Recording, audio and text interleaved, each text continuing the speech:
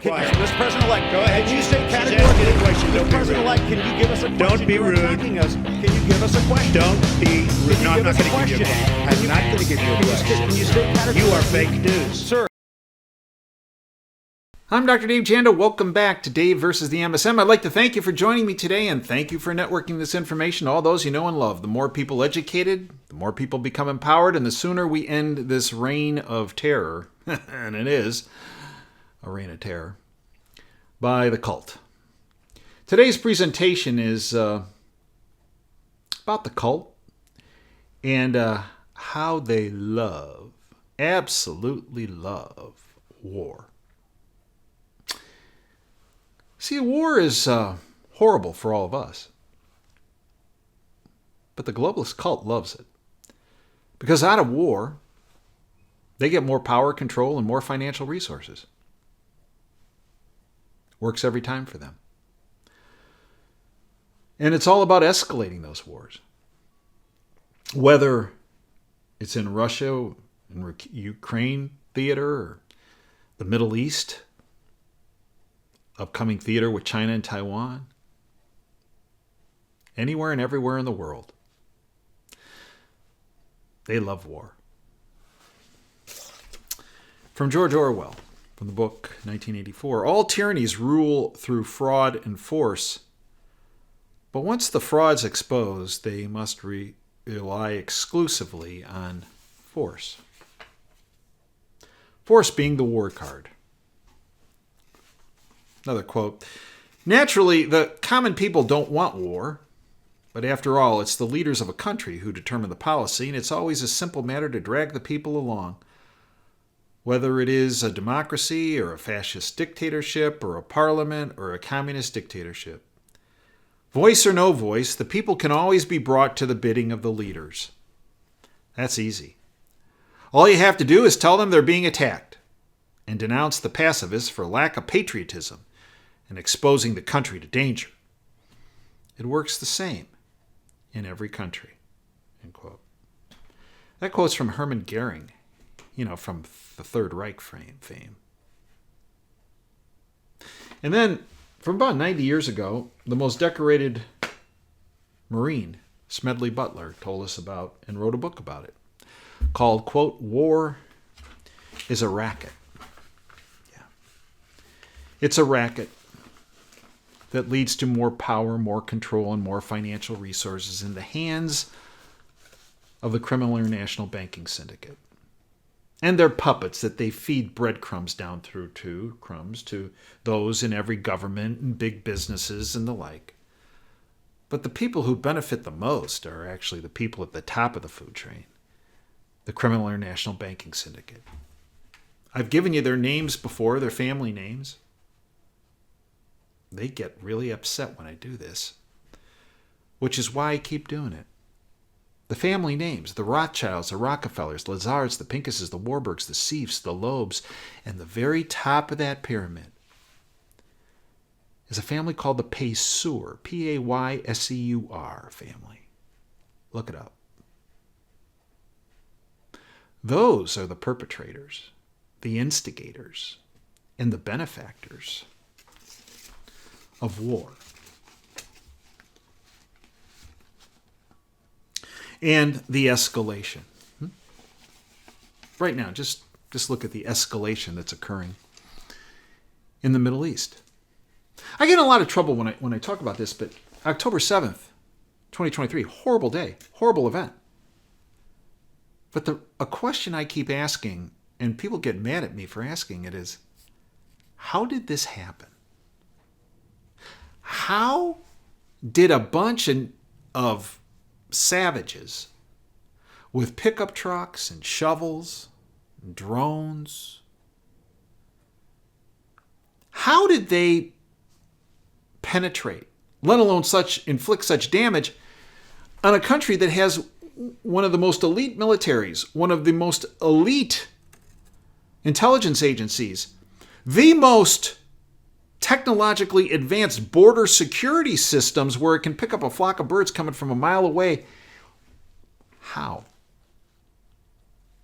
The answer, I believe, is not pretty. And especially when we look now 4 or 5 months down the road.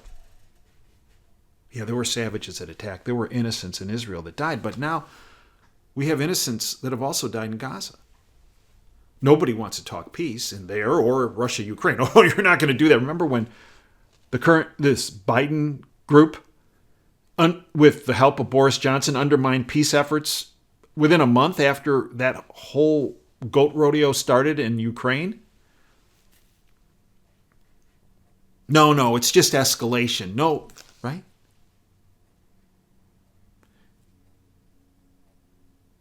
You see, killing innocents is not a one-way street. When innocents die, no matter who they are, that's a human rights issue. It's a tragedy, a horrible tragedy. We might not agree with these people who died, that were innocents because of who they might have supported, but they were still not perpetrators of heinous acts.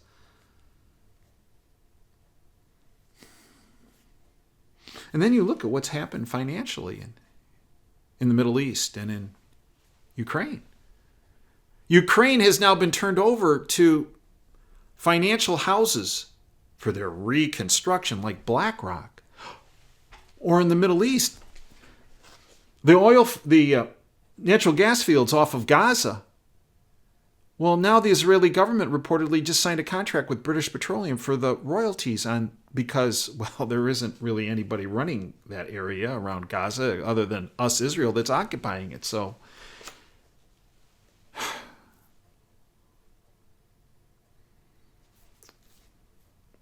and then we have this. Senior NATO official says there will be a hot war with Russia. A high-ranking NATO official has stated that people in Europe should prepare for a full-on war with Russia. You and I don't want to hear that, and my gosh, we think it's horrible, and we'll try to do things to prevent that from happening, yet the banksters and their puppets in governments around the world will do everything to escalate it so it does end up in that. Because out of those wars, out of that chaos, useless eaters, that's what they call you and me, useless eaters that aren't part of the elite group, which is 99.9% of the population are not in the elite group, if we die, that's okay. And they also know from their playbook for hundreds of years of them instigating wars and playing both sides, they always get more power control and more financial resources.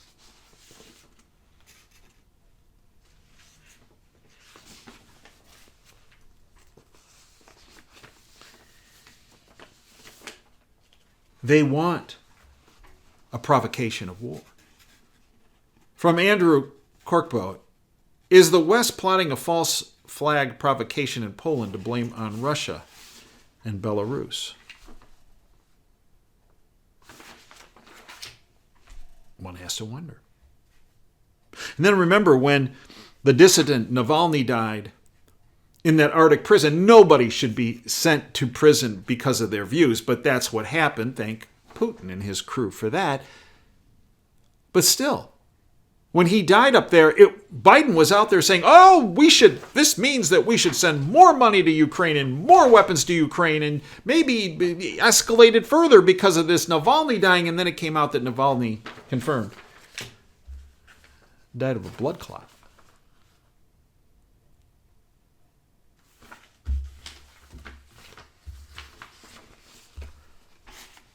Then NATO says that, Ukraine has to cross that red line, we should join NATO. It has been out there for decades that if Ukraine joins NATO, that is crossing the red line and will escalate war.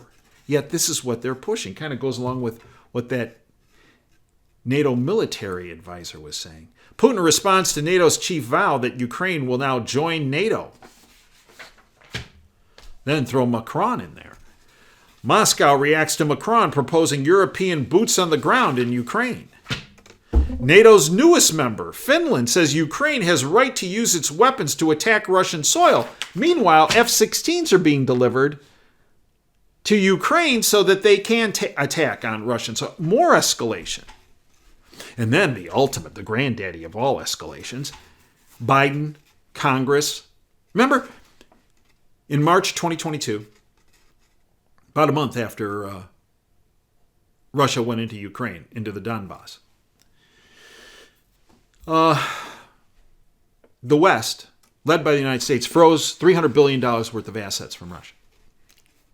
That in and of itself was an act of war. But what happened? It pushed Russia and China and these other now 41 other countries that want to join the BRICS group to start working on a payment system exclusive of the dollar, to replace the dollar as the reserve currency of the world, and to institute a trading currency that is backed by hard assets, gold, silver, oil, natural gas, food products, whatever. Well, now, these puppets of the banking syndicate, knowing full well what's going to happen here, said, we not just confiscated, why don't we just give it to Ukraine? Oh, no. Congress has just pushed this through a committee. Biden administration and Biden say, we're going to sign that. And Yellen, the secretary of the Treasury or whatever she is now talking about, let's push this. Now, let me tell you something, folks. They do this, escalates war, but it also escalates a financial war. And the casualty in that will be the United States dollar. It will no longer be the reserve currency of the world. And you think things are bad financially, which they are, right now in the United States with our stagflationary environment that has been brought to us by Biden's shrinkflation, it's going to get a lot worse. And you see, folks, they use war as a diversion for what they're really doing, to distract your attention. You see, they have rigged the financial system to come down in its own footprint. Sound familiar? Yeah. And they've pre-positioned themselves to protect themselves. The banksters. And they're counting on you not having done that. So when the system comes down, you become destitute, as do billions of people around the world, and you come crawling to them and will hand over the remaining freedoms, liberties, your future, and your life to them. Yeah, no, that's their plan. And they want to divert your attention from the financial takedown so that when it comes down, you point the fingers at, it's because of what's happened in the Middle East. It's because of what's happening in Russia, Ukraine. It's what's happening with China and Taiwan. It's whatever diversion, Kim Jong-un, their little puppet, shooting missiles. No. Because if you really know what's going on, you'll point the finger at the banksters and the families that I mentioned earlier and say, No. They use war and escalate war as a means of distraction. Heinous distraction. Still a distraction. And their ultimate goal right now is to bring down the financial system that they've pre-positioned themselves and protected themselves. I have outlined this in countless videos before with countless guests of how you have to protect yourself.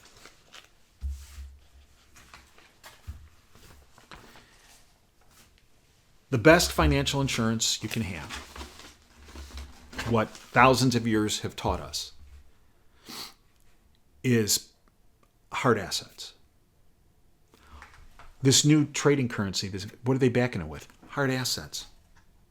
Central banks, the banksters around, what have they been doing the past several decades? Accumulating hard assets, gold and silver. Wow. But they don't want you to do that. Because if you did, you would be protected. You would have a future. And they use war to kill not just the people on the battlefield, but every person in the world. And in the process, kill freedom, kill liberty. They're psychopaths. That is who our adversary is and are. You got to get your head around it. And you got to protect yourself. I thank you for your time today. We are available 24/7 at davejanda.com. Extra shows, content, guests, analysis. We do 5 shows a week in addition to our 3-hour radio show every week on that platform. Stop on by. We hope you become part of our Freedom family. Subscription fee for the premium content and email service is 30 cents a day, $9 a month. You can sign up for a month, and if you don't like it, get rid of it. But I don't know why you would. Because it's the single greatest bang for the buck. According to our subscribers, it has saved their lives. They email me all the time. It's the information. You saved my family. You saved me. Thank you. You're welcome. I have sources that I've developed over 35 years behind the curtain that provide me information that I provide to our platform. Nobody else on the internet I know does that, has that. But we do that. And our freedom light is always on for you at davejanda.com. I thank you for joining me today. Until next time, Dave Janda signing off. Dream big and dare to fail. Thanks for your time today.